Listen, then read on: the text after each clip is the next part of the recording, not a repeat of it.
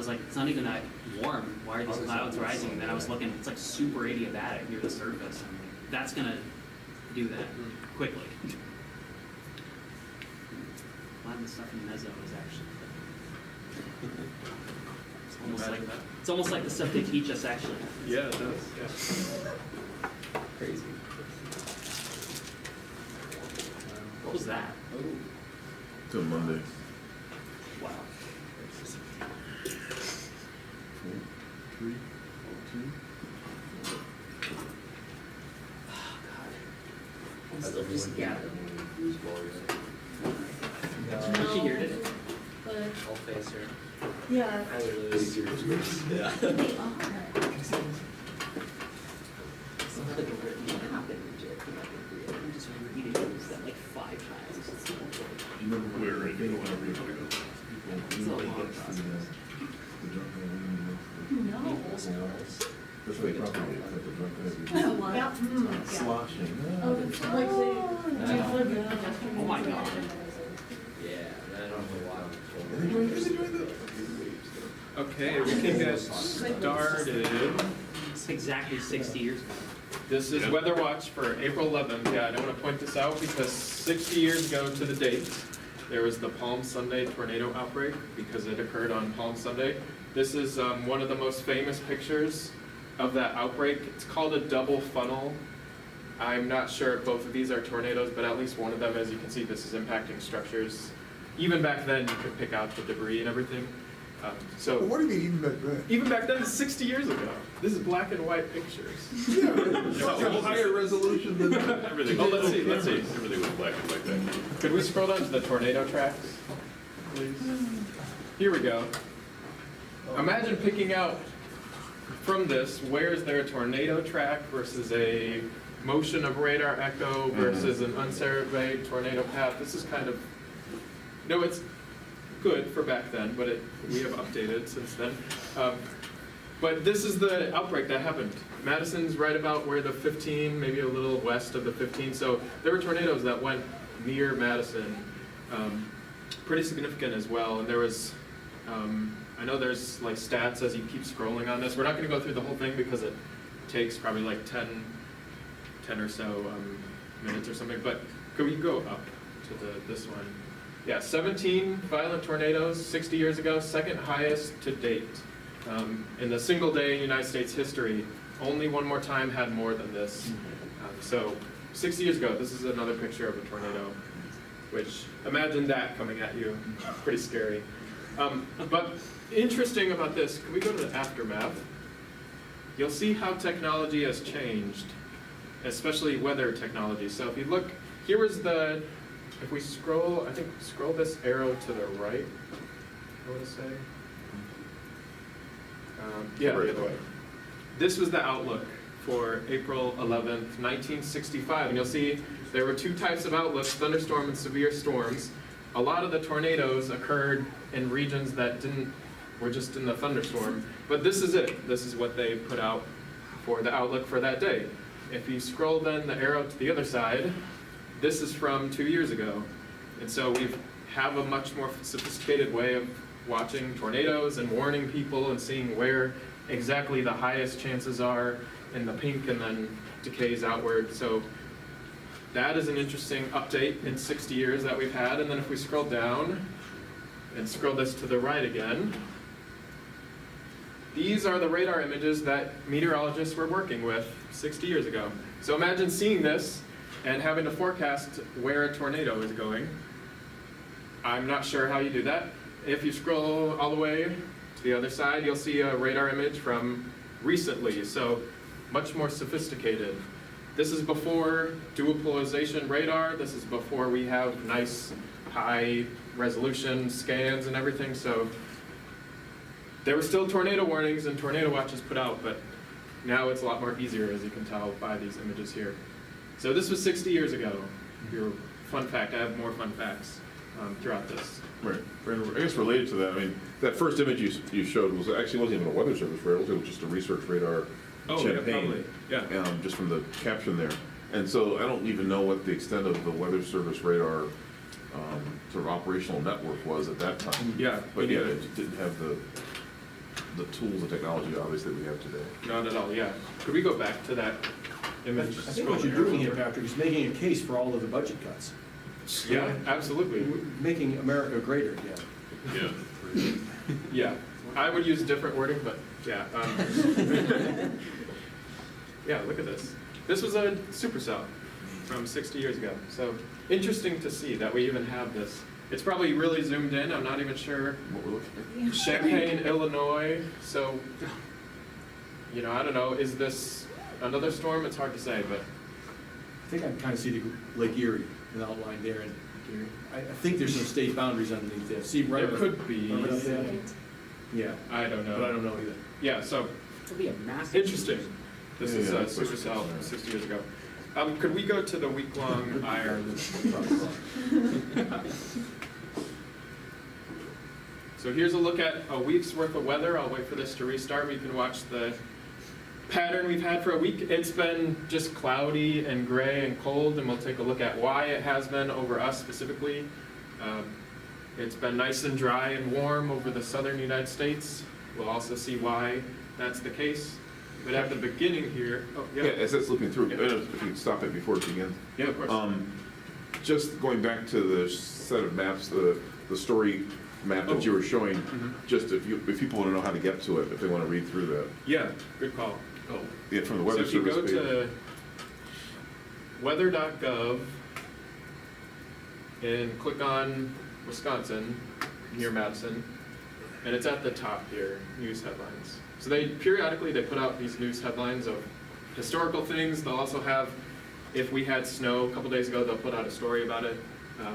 Interesting to see, and you can go through, and this is a really sophisticated way to look at this event, because there's even, if you go to the interactive tornado map, which is pretty cool, you can see the tracks of all the tornadoes and click on them, and it has stats of them, and you can zoom in and out, see where they went.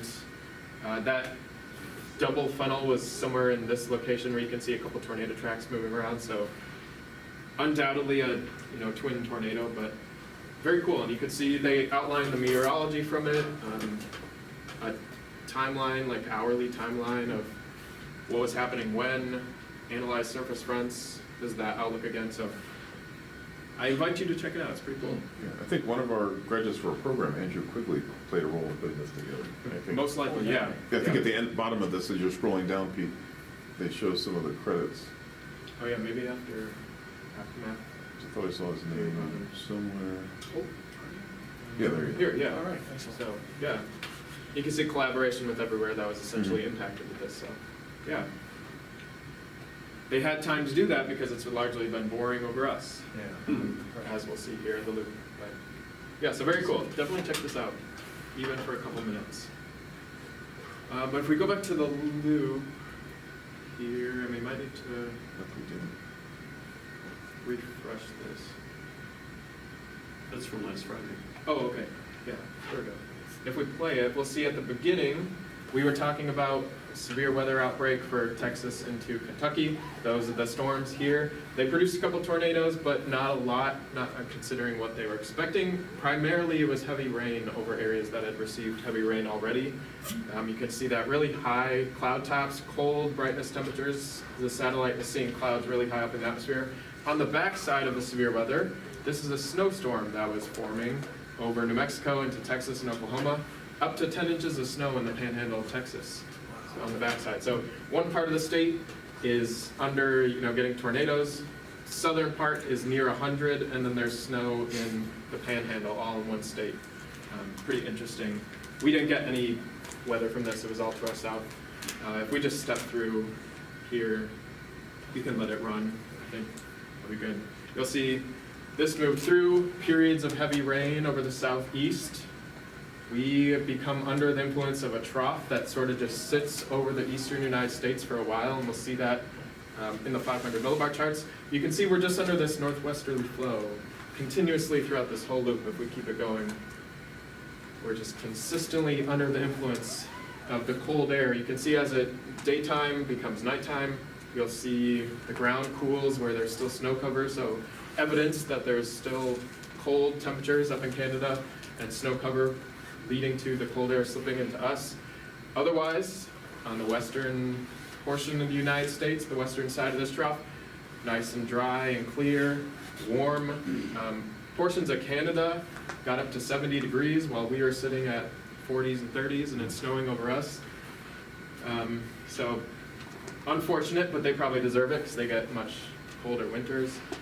The western United States, especially like right along the coast, have been unsettled. You can see just progression of assumed clouds and precipitation, but this hasn't made its way largely into the central plains where it's just been warm and dry. We'll see on the charts here, there's been a ridge that has sort of waned and ebbed and flowed. It has eroded the snow cover on southwestern Canada, and so no more snow cover. A lot of the flow comes from the northwest towards us, so that might be a sign that we might get warmer here and stay warmer rather than getting shots of cold air, as opposed to where there's still snow cover over the eastern side. We'll see that in the visual. But aside from the initial storm and severe weather and snowstorm, much of the United States has been largely quiet, which is good because we've had, over the southeast, there was like a period of 5 or 6 days of really intense weather. So that is a look at the week. Going forward here, could we see the 500 millibar loop, please? And I point this out because, oh, sorry. For the repeats? Yeah, please. And I'll point this out because in the midweek, if you would have checked your weather, we can start at the beginning here. If you would have checked a weather app or weather.gov, we were expected to get in the 60s Tuesday, Wednesday, Thursday. That didn't happen, obviously. It was snowing, in fact, yesterday.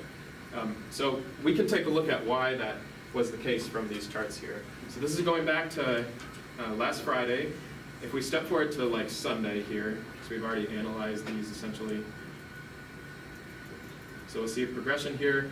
Here we have a trough sitting over Hudson Bay. This is very climatological this time of year. But we get under the influence of the northwesterly flow, very cold air. You can see the coldest air, I believe on this map, or pretty close to the coldest air at 500 is right underneath this trough. So we are under the influence of this trough. Anytime if we go one step forward here through, we get under cold air advection and it gets colder. We also essentially, sometimes, and this was the case for much of the week, these troughs bring cloud cover, and so if you block the sun, you're not going to warm as much. And that was the case for a lot of the week. We were just cloudy and relatively cool here. If we step forward to Tuesday at 0Z, you'll see not much has changed. That lobe swung through. We're still under northwesterly flow and the influence of this trough, so it stayed cold and cloudy. But the meteorologists and weather apps saw this looming to our west, a nice, really, intense ridge stretching all the way up to the northern portion of Canada. And so if you see this, you're thinking, oh great, it's going to warm up because we have a nice ridge to our west, and that's going to be eventually going to make its way into our region, especially if you're forecasting for midweek to 1 or 2 days from here. You're saying, great, we're going to be under a ridge. So we'll see Wednesday, that ridge has kind of fallen apart. It's still there, but it fell apart, and we're still under this influence of the trough here. If we just go one step forward, where's the ridge, especially to our west? It just completely eroded. And so we were still under the influence of essentially the trough, but we didn't have the nice clear sunny skies that would be characteristic of the ridge that was upstream of us. And if we go one click forward, we begin to develop another trough over us, and then one step forward again, we're once again underneath the trough over us. And so it just stayed cold and cloudy. Areas to our west, Central Plains, I pointed out Canada here, got up in the 70s, and so it was nice and warm and sunny. But over us, right now, this was, we had some snow flurries over us because we had just general troughiness, light ascent, cloud development. It was cold, and so we stayed cold. That's mainly the reason why we didn't see that warm up that was predicted. So a couple things that are interesting in this loop that you showed. If we could go back to Monday 12Z. If you recall, Weather Watch Friday, we're talking about maybe the possibility of some snow showers. Yeah. At the surface, we had the winds shifting more to the east and northeast. Yeah. And we had that frontal passage that had come through the surface. So we have those snow showers and graupel. Yes. But what I think is interesting is as you go step forward, you see that ridge to the west, you think, it's gonna, once it gets over us, we might begin to warm up. Yeah. Perhaps. But then it gets undercut by this westerly flow. Exactly. Which also, if you see westerly flow, you might think, we're gonna warm up because of downsloping and all that. Yep. But that doesn't happen. I wonder if this is similar to several weeks ago when we were looking at really a shallow layer of cold air that was trapped by that westerly warm air aloft. And so we had a nice, really strong inversion over us. And so if we went up, and we'll see this in some of the soundings, it's warmer aloft, we could mix that down. We would have probably gotten. Exactly, into but we 60s didn't have and the 70s. nice sunny skies. Right, a lot of moisture was trapped underneath the inversion. So. Exactly. Yeah, that would make complete sense. And general substance, you're in an environment that's not promoting Yes. ascent at all. It's That's right. squashing it. That's right. Yeah, absolutely. It's a remarkably strong upper front that comes across the Great Yeah. Lakes and originates over central Canada. And one of the things about the ridge that's falling apart is that if you look at, I'm glad you showed this series of maps, there's zero thermal advection on the eastern side of the ridge. All of the temperature advection at 500 that helps to develop the upper front is at the base of the trough. Yeah. Pretty strong cold advection, but there's no warm advection to help sustain the ridge. That's right. Upstream. Sometimes there is. Sometimes both features develop simultaneously, but not this time. Right, exactly right. And in the aftermath of the main baroclinicity going to the east, there's zero baroclinicity across all of the 2/3 of Western Canada. Zero. Exactly. So that ridge has no chance. At least So- from that perspective. Yeah, and so we stayed in the 40s. Meanwhile, places a state to our west got the warm up that we were expecting. So interesting to see it from this loop. And then if we end at this morning's, just point this out here. So we're still under the influence generally of that trough, but you can see a ridge has formed to our west. Particularly this ridge. If we go back one step, I think it shows. Maybe it won't. We could just end on today's. But there are generally warmer temperatures to our west. And with this ridge being maybe more broad, not as skinny and narrow as the other one, we might be expected to warm up, and that seems to be the case here. As eventually this trough will make its way out over the Atlantic, and we see the sun now, but we'll finally be under more spring and summer-like conditions for our region here. Not a lot of baroclinicity though over the west here. Could we see the current satellite, please? So this was the current trough ridge pattern. We'll see these reflected in the current satellite, and we can do the North America loop, please. Here we go. So under that trough, you can see first cyclonic rotation to the clouds.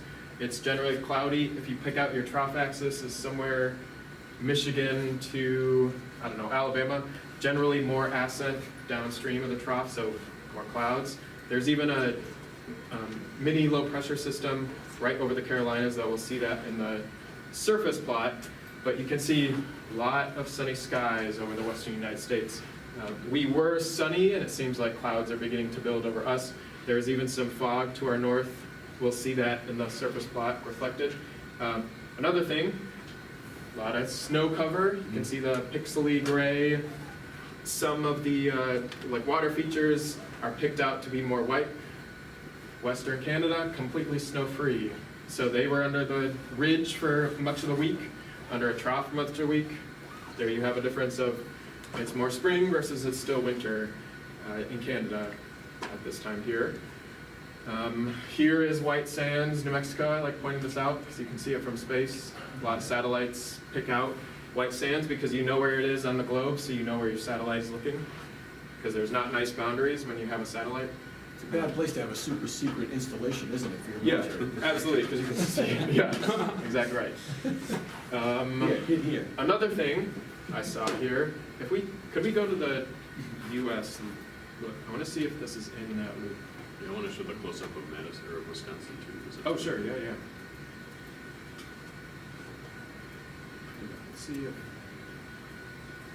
it's off the map. Could we go back to the North America loop? Because there's one other thing cool you can see from space that I picked out. Here, it's in Canada. Right there, if you see this circular feature in Canada, that was an impact of a meteorite 214 years ago. So it impacted the Earth, created a big crater, and then in the 1970s, Canada decided to flood the reservoirs. It created 2 lakes, and so they decided to flood and make an island in the middle of that crater for reasons I'm not sure. But you can see it from space, and you can see where there's generally trees, it's darker, and versus there's frozen water, frozen lakes around the island, and there's a visible crater impact from space. This is the fifth largest known impact in history of Earth in Canada, right there. 211 years ago only? 214 million. Oh, 214 million. Sorry, maybe it's wrong with Millions, millions. millions. Yeah, that would be really bad if it. Yeah, I would have thought we'd have heard of that in America. Yeah. Yeah, sorry, 214 million years ago, this impacted Earth.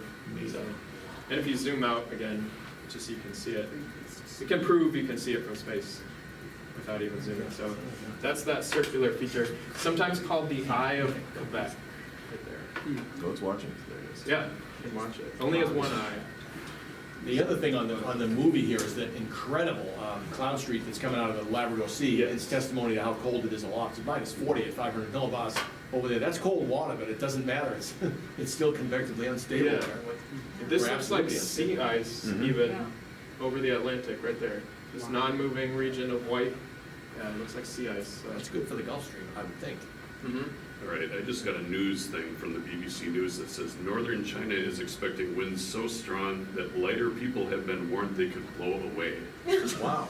Is that for real? Local infection, well, we should take a look. Yeah, Those are the big dust storms at this time of year in North China. Sorry, that was completely unplanned. I just Yeah. watch. I'm like, I'll see what Alicia has to say about that at some point today. yeah. if we could look at the surface plot and then we can take a look at China. I wanted to look at this real quick because this is. Oh, yeah, over us, sorry. Just need to see the values. Yeah, development of Yeah. cumulus. You can see, yeah, right at the beginning. There we go. There's the so-called driftless region. It wasn't impacted by any glaciers, so it's still very hilly. You can see there's fog all throughout. And then those regions, if you can see fast enough, because there's fog, the cumulus forms around essentially where there was previously fog. Because it's not heating up as quickly as the surrounding land. So, very cool. And you can even see a river valley Yeah. right here. Is that Lake Winnebago, the spot up there? Like Winnebago. Yeah. Here, yeah. Yeah. That fills Yeah, in, but some not at differential first. heating. And then surface plot would be the only other last thing I want to show. So we'll take a look at the weather we've had, because it's over the East Coast now. First, if we go to the eastern United States, you'll see 40s, low 40s, and it's raining and completely cloudy. So largely a miserable day. This is what we've had for a while over us. If we just keep going gradually to the west, you'll see it warms up in the 50s, becoming sunnier. We are sort of sunny. Areas where there was fog, this was evident earlier, but the station up here, which I want to say is, this is Wausau, I believe. Is that I'm not sure. Rhinelander? I feel like Rhinelander's here. Maybe it's Hayward or something. I'm not sure. 37 over 37. So air had cooled to the dew point. There was fog earlier, significant fog. If you keep going though, we have upper 60s already in the plains, 70s in Wyoming, and that is eventually going to make its way towards us. Even some smoke I'm now seeing in Omaha, which is interesting. I know they're burning in Kansas, so maybe that's, but the flow is generally mixed. I'm not sure what that is, but smoke in Omaha, 70s to the west, so that eventually will make its way towards us. And you can see not a cloud in the sky, as we saw in the satellite, over, essentially the entire Rocky Mountains and the plains there. I believe that's all I wanted to show. How would we look at China's That's a good weather? question. Well, maybe we could We go could to do the, tropical. or Alicia Bentley's maps have different Yeah. regions. Oh, At least- yeah. I mean, it should be a huge sea level pressure rating, you'd imagine. Yeah. You'd think. And that smoke in Omaha, isn't that just Friday? No, I'm kidding. Who knows? Maybe they got bored and just started reporting stuff. Got their smokers early in the morning. Yeah, right, there's a lot of barbecue in Omaha. Yeah. Oh, here. I saw. Yeah. So maybe it's this low pressure region. There is a trough jet streak. Yeah, that's. Did it say where in China? Northern China. Northern China? That's in northern. So maybe it's this cyclonic disturbance that, it's hard to tell, maybe it gets stronger, but it's sort of sitting. Yeah, because the anticyclone isn't so strong upstream either. It's not like it's, No. Is there a topographical influence maybe? yeah, I don't know, maybe there is. Could be, maybe it's local, yeah. something, just a large pressure gradient. It's, undoubtedly it's this feature. Yeah, that pressure gradient. Maybe strong northerly flow. But they got a warning or advisory on people advection. Yeah. Yeah, strange light. Yeah, look out if you're down southern China, because, yeah. Minus VNL person, right? Yeah, what are the units on that? Pounds. Because you can't do DDX of a person. We could, but it's. It wouldn't be good. It's not legal. Yeah, it wouldn't be a person. It's discrete advection. Yeah. All right. All right. Yeah, all right, turn it over. Thank you. Thanks, Patrick. So, where to begin? Let's first just see where we should be this time of year. We'll go to the updated Madison climate data map. So the temperatures this time of year typically in the mid-50s or so, or should be roughly in the mid-50s, and obviously been well below normal. Not well below, we've been below normal with respect to that. It's interesting that the next time that we get to these mean sort of average temperatures in early November, getting back into the mid-50s. So, or late October, early November. But we're well on our way in terms of warming up. It occurred to me, seeing this map, this chart, it would be interesting to see a map of average daily snow cover for Madison. Because I'm wondering, just when we look at deviations from being below normal, above normal, et cetera, how much of that is the reflection of the snow back into, the sunlight back into space, things like that, that can affect our temperature. But I've never seen a chart that has the average daily snow cover. It probably exists, it's probably easy to construct from the climate record. But that's just an interesting thing. Let's keep scrolling out some other climate variables. Next, look at precipitation for the water year, which begins on the 1st of October. Yes, I said water, that's an East Coast pronunciation of water. But It's a ball. Yeah, that's Baltimore. Baltimore and sort of Philadelphia area. Don't be dragging us all. It's all good, it's water. So, and we're just pretty much right at normal for the year-to-date for precipitation. But as we've seen this season, if we just keep scrolling, for snowfall, much to John's chagrin, we're well below. Isn't that normal terrible? on that. 22 inches is where we're gonna probably end. That's What unbelievable. does that rank? I don't know, that's a good question. It's probably in the top 5 snowless winters. But we're still on target for at least our water year Yeah, I know. precipitation. I mean- Even though this goes from July 1st to the end, we're not gonna see much more probably, hopefully not. But the October 1st period, this is including Yeah. the expected precipitation. So we managed to get through the winter season into early spring. So we had half the amount of precipitation in the frozen form that we usually have. Right. Yeah, Even if it's freezing. Yeah. So, next thing I'd like to do is get away from the continent for a moment. Let's bring up tropical tidbits. I think we have we can use this. And let's first look at global, and then the region we want to see. We can keep GFS for a moment. Scroll down a little bit. We can get regions. And let's go to the southern hemisphere. Let's go to Australia, down under. And let's go to 6 hours before we get this. So there is a disturbance that's located just to the northwest of Australia. This is Australia, it's kind of hard. Oh, yeah. Do it right here. And this is expected in some models, particularly the NOAA's HABS model, the Hurricane Analysis and Forecast System, which was released just a couple of years ago, to become a fairly intense cyclone, which demonstrates that these tropical weather systems, when they do develop, can really become super intense, more exciting, more intense than mid-latitude weather systems, as John would say. So let's step forward and look at the evolution of this. Look at the evolution of this weather system. This is just to get us to be thinking about the tropics a little bit, but we can let this animate. Now, this particular forecast Doesn't really do much with the intensity. It goes from about 1,000 to 20 millibars down, 984, 98, down to 970s. It's not bad for a tropical cyclone. Dozens of fish are being. And mid-latitude cyclones, this is typical. And then it kind of just weakens and falls apart. If we go to these are global models that have resolutions or grid spacings on the order of 10 to 15 kilometers. Let's look at, instead of GFS, let's look at ECWF. I don't know if the 6Z run is fully in.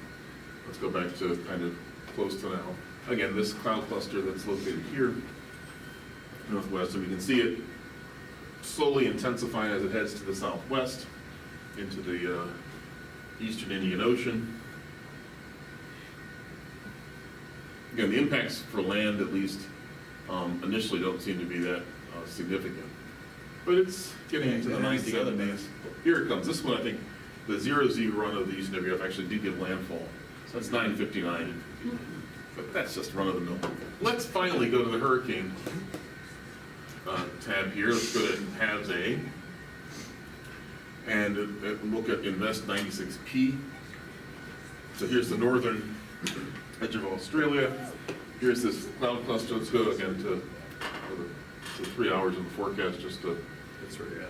We're right there? Okay. Actually have this already beginning to intensify. Let's step forward. So this is an initialization I have not seen yet. So maybe it steals all the thunder from the real excitement I wanted to show you. Why is it like? Yeah, what is it following? I'm not sure what it's following. I think it's trying to stay centered on this. Oh, okay, it's picking. But this is very, it's very lackluster. Okay, that's the most recent run of the halves. Let's just go back to the run from 6Z, Oh, That's more exciting, okay. Yeah, starting out here. And just follow this.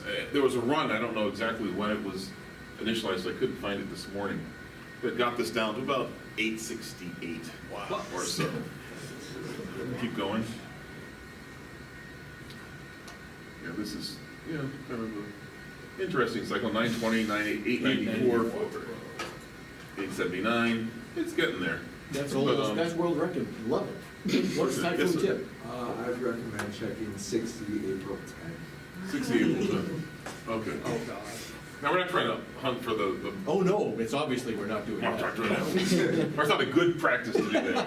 But yeah, you get tempted when you see something like this just to see how low can it go. But one of the things I believe the difference between HABS A and HABS B might be the boundary layer representation. I don't think they've run HABS B yet for this particular cycle. Look at that thing. But yeah, 865. Yeah, isn't typhoon tip 855? About that, yeah, Yeah. I don't recall the exact number. That's a fairly intense cycle. Yeah. Just something to watch. And John, I mean, if you saw a mid-latitude cycle like that, you'd be astounded. Of course, I'm astounded by this. Can we see some cross sections? Oh, that's an excellent point. We can do that. Right, yeah, we can do that. So This it's is what control. tropical is built for. Right. Do control and then hold down the button. If we can do it for, yeah, we can. Here we go. Yeah. Brace yourselves for a PV. PV, yes, we can do. That's pretty choice. A hole taken out of the atmosphere. Right there. Wow. This is like a beautiful depiction of a tropical cyclone. That is amazing. It kind of goes off the charts, no Yeah. pun intended to Yeah, the it's scale there. But PV over, values over 5 or 6 higher than 100 millibars. Obviously, it doesn't go higher. right, yeah, the tropopause is, I think in this area of the world is much higher. Yeah. Look at SSTs, they don't, the SSTs, I couldn't find a reliable source for SSTs this morning, but like the 2-meter temperatures in that region off the west coast of Australia are about 31 C, so we're looking about 88 degrees Fahrenheit, which is certainly warm enough to support any sort of developing system. No other weather systems nearby, so very low shear. So maybe this is something that's worthy of watching. Fortunately, at least in the earlier forecast, it stays offshore, and the more recent forecasts we've seen don't even develop it anywhere nearly as intense as this. But just an interesting thing, and thanks, John, for pointing out, yeah, we can do a cross-section, we can do all sorts of slicing and dicing of this That weather is system. awesome. But that's what it is. Look at the theta. contours. You can I see a know. clear warm core, right, all the way down to the surface. It doesn't even begin to relax, when you get up to 100 hectopascal. And I think those are every 5 degrees, so that, right where the sea level pressure minimum is about a 20-degree temperature contrast from the out of the eye wall to the center part, some or close to that, 10 or 12 degrees. Yeah, Amazing. that's incredible. So, that's a weather system in the tropics. It is. So when you look at the below surface mask, is that like centered over a piece of land or is that the ocean? That's the It's ocean. the pressure. The pressure, right, so you're looking at basically, this is over water, but this is just, the rest of this, in this isobaric vertical coordinate, it's below ground, since the pressures here are like, what, 865 or so? In height coordinates, it'd be pretty flat, but, Okay, so pressure that's is. not like the actual surface. It's No, also no. passive. It is the surface, but in pressure coordinates, not height Sure. coordinates, not vertical or Right. geometric height. And winds, 100, 110 knots, these are knots, right? That'd be knots. There it is. There you go. Great. You gotta look, you gotta know what you're looking at. Okay, anyway, thanks for that, Pete. This is just kind of a really interesting depiction of this particular storm. And, yeah, just started off, this morning, if you look at visible satellite imagery, just a cloud cluster with, what is this? This is from Genesis, the In Omega. everything. That's a mess. The 1899, the Bathurst Bay hurricane destroyed the Queensland curling fleet. I forget when it was. I think it was February of 1899, so it's the same season, but this is kind of the tail end of their season. Must have been an enormous storm, too. What did you want to go to, Michael? We'll go to pivotal, please. And let's go to forecast. First, this is one thing I did not look at earlier, but I wanted to look at the for hazards. And a couple places this morning, if we can scroll down just a little bit, please, have winter weather advisories up in New England and freeze advisories back over Ohio, Indiana, and Illinois. But we're going to see in this portion of the country, from basically southeastern Pennsylvania up into western Massachusetts and parts of central Connecticut, northwest Connecticut, there's the possibility of some at least heavy wet snow falling over the next 24 to 36 hours, which is going to be kind of interesting. And that's all due to that cyclone that Patrick indicated. You can see the circulation of it located over southeast Virginia, northeast North Carolina this morning. So we're going to watch that evolution. Also, a lot of red flag warnings across the country, strong winds, dry conditions, the possibility of, if you have fires burning, they can spread rapidly. So that's something else that's to be watched. I saw this statistic in the news, but I didn't really dig deeply in it, that this last month, March, was one of the windiest Marches in quite a while. Just the frequency of strong winds across much of the country just made it a really windy month, which is kind of an interesting statistic. That coupled with dry conditions in parts of the country obviously make us fire prone. So let's go to the surface map, please, Pete, for 18Z this morning. This. So we can do early this afternoon. Yeah, that one, please. And let's go back to 6 hours forecast. So again, here's that broad area, that cyclonic circulation located just off the in the northeast, southeast part of the United States, just off the Carolina coast this morning. You can see the thickness trough well to its west, but this is the cyclone that's going to begin to bring some of that precipitation. When we looked at, did we look at a radar loop this morning? We did. Let's bring up a radar loop just to see how much precip is actually currently falling. And we'll come back to this.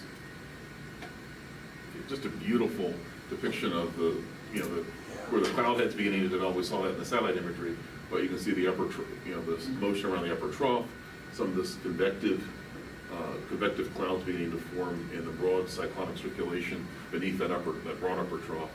But just in the eastern part of this is where we're seeing significant precipitation, significant ascent, a lot of moisture flow from off of the Atlantic into this developing cyclone. Doesn't get particularly deep, but it is fairly potent in terms of the precipitation amounts that it's going to give to the eastern part of the United States. and again, over us, kind of high and dry. So let's go back to the surface map. And we'll just step forward in a couple. So let's go ahead to 18 hours of the forecasting. So 2006, again, rain in, sort of still in northeast Maryland, but in eastern parts of Pennsylvania, northeast Pennsylvania, some heavy frozen precipitation, moderate to heavy frozen precipitation as the cyclone cranks up just a little bit. Nice broad anticyclone to the north. However, the thickness field doesn't really support much in the way of frozen precipitation, except perhaps where the intensities of precipitation are largest. And this might be an interesting situation to look at your diagnostics, John, for vertical motion. Nice thermal ridge here, and a lot of the precipitation oriented within that thermal ridge, which would be probably QS convergence. Yeah, and in maybe that only a particular portion of it, that we found in our recent work on occlusions, identifying globally that it's the non-frontogenetic deformation that really drives it. And they are an unusual precipitating storm compared to other storms of equal intensity, so pretty interesting. So one aspect of this that's neat. And so here's the precipitation. Let's go ahead 3 hours. We can step forward. These little clicks here if you want. Okay, as we go into night, it becomes, just get a little bit colder. Maybe that's just enough for it, just to turn over to snow, and maybe the intensity of the precipitation. And one more click.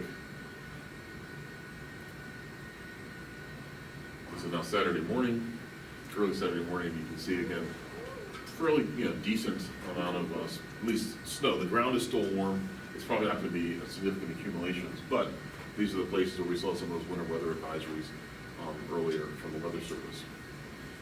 Over our part of the country, we're beginning to warm up. Okay, warm advection is certainly in place. Let's look at a sounding. We're going to step through the soundings here and look at how the boundary layer develops during the course of the day tomorrow. This is tomorrow morning. Turn out fairly chilly, 37 over 31, and we can step forward here to watch the warm up. We have light winds out of the south. You can see that here. Okay, we rapidly warm up in just the first few hours to 49 degrees at the surface. Again, depending on how much heating we get, you can also see if you look very closely.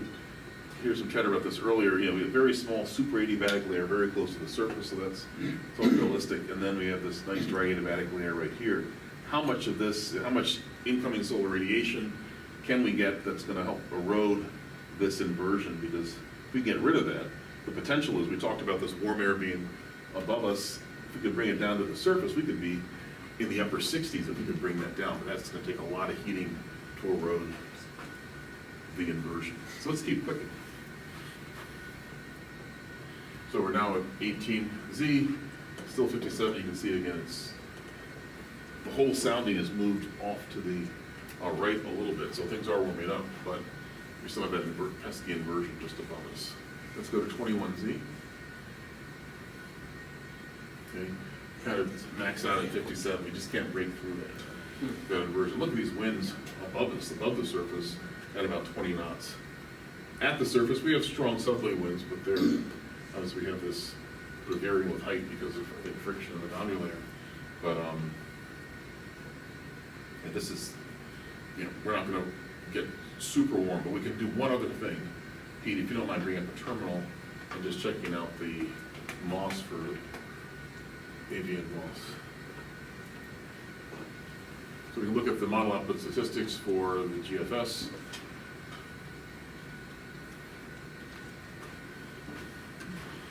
And it's, so this, we're getting up to upper 50s here. What the GFS is saying based on statistics of similar situations in the past and the model's performance, that 62 is perhaps a more likely. If you're going to make a forecast, you probably want to go to the low 60s for tomorrow. Also looking at the sky, clear much of the day. It's going to get broken to overcast. These are high, thin clouds. We can see that in the sounding, at least at upper levels. There's a little bit more closer to being saturated. And then the challenge for us, I think, over the weekend is going to be that warm advection persisting, overcast skies, increasing probabilities of precipitation, and the clouds beginning to lower a little bit from high to mid-level clouds. How likely are we going to be able to warm up again on Sunday? So even though this is warmer here, and we'll see when we look at we keep stepping forward into Sunday for the looking at the soundings, that I think it's gonna be a challenge for Sunday to be much warmer than today. Gosh, Saturday, excuse me. So this is now 0Z Sunday. We're cooling off at night. We can just, again, watch as the ground layer cools off again. Now we're actually getting some fairly decent winds at the surface. Inversion's gone away too, mostly. Right. That's an interesting transition. I wonder if this is gonna run one of these situations where the forecast from the 6Z run to the 12Z run has changed just a little bit. So we get down to 49 at 9Z and just stay at 49 by 12Z. And then the warm-up begins. But we still have that another new inversion is. Yeah, that's, looks like it's even steeper. And you can also see the temperature dew point, we're closer to saturation, so there might be a deeper level of clouds over us, even though we do have some decent mixing, I think, with these fairly strong winds. Let's keep stepping forward. 59. Yeah, we just don't warm up as much. And this is a couple degrees warmer. It's consistent with the model output statistics being a couple degrees warmer. But I'm just wondering if Sunday is going to be necessarily as warm as Saturday, given the cloud cover. I think it could be one of the big aspects of it. Close out this. And we're watching that storm on the East Coast. Let's just quickly go to 36 hours to see how this finally wraps up. 2007, 2008, it just begins to dissipate as it moves offshore. Much of the precipitation now just along, what probably would be, well, there's a trough here, maybe not quite a warm front, but just to the northeast of this particular storm. Again, for us, this is tomorrow afternoon, a strong warm advection occurring. Again, if we could mix deeply, we could probably get even warmer than the low 60s. Let's go to Sunday morning. Sunday morning, we see, in addition to the increase in water vapor content as seen by the temperature, the relative humidity aloft, we can also see an area of showers that have developed in this warm sector to our southwest, and so there's a risk of precipitation later on during the day on Saturday. Go to 60 hours, please, Pete. Kind of showery to our north, but it doesn't look like we get much in the way of precipitation during the day on Sunday. Greatest chance of precipitation well to the north, where we see there is some frontogenesis along this area as the winds normal to this baroclinic zone begin to weaken ahead of that trough. Let's go to 72 hours, so Monday morning. And by then, the cyclone is formed, we're back into cold advection, and so the warmth of the weekend is over. And unfortunately, with a northwest flow, we'll step ahead to 84 hours, please. We do cool off again. So early next week is going to be cold or cooler, and some snow in the northern part of our state. So even with that ridge to our west and beginning to migrate eastward, it's fairly progressive, and we're back into sort of this up and down temperature pattern. But not much in the way of precipitation, it looks like initially. Let's go to 96 hours. This gets us to the middle of April, and we have not felt spring-like in this month at all. Right. I mean, almost no day at all, right? We had 78 at the end of March, one day, and boy, it's been incredible. So, so we go to 96 hours. It just looks, and also windy, right? That gradient is fairly impressive. I wish they just did it every 4 millibars. I'm trying to exaggerate things. It makes those mid-latitude storms just Well, what did it do to than the they thing need to off be. Australia? Yeah, it was just. Well, you didn't. Any. 120 hours, 120 hours, please. We'll keep moving. And so the promise of a warm-up now looks like it's setting up again, with warm advection beginning to start after this time period. Let's go to 144 hours Thursday morning. And with that, we got precipitation as this front begins to lift to the north. But, and will we be, it looks like this is going to be a fairly thin, a very short-lived thermal ridge that we might get into. Let's go to 168 hours. We're back to cold advection. Well, So snow it's fly gonna on the be, 18th. it's going to be tough for us to get super warm. I think following weekend, next weekend we do warm up, but that's going way out. 192 hours. Maybe our weekends get nice, but our weekdays are just a chilly. But yeah, so the forecast for this weekend, tomorrow looks like a great day. with lots of sun, more sun I think than we'll see on Sunday. Temperatures tomorrow getting maybe the low 60s, and on Sunday I think it's going to be tough for us to get much warmer than that, I think. We'll probably be in the upper 50s with a lot of cloud cover, and maybe some sprinkles or light showers in the morning, maybe the rumble of thunder. But beyond that, looks like a fairly dry week until we get to middle of the week, Wednesday, Thursday, when this next weather system goes by. And then we cool off Monday into Tuesday, Wednesday, warm up briefly Wednesday into Thursday, and then cool off again when we get to the end of the week. So that's the way it looks. Anything else, things people would like to see? We've seen one of the greatest storms on Earth. Yeah. At least in a model forecast. From a few days ago, not the most recent version, which said it's dud, but, yeah, fairly quiet weather across the country, which is probably a good thing. Thank you, Patrick. Thank you, Pete. Thank you all. Yeah, thank you, guys.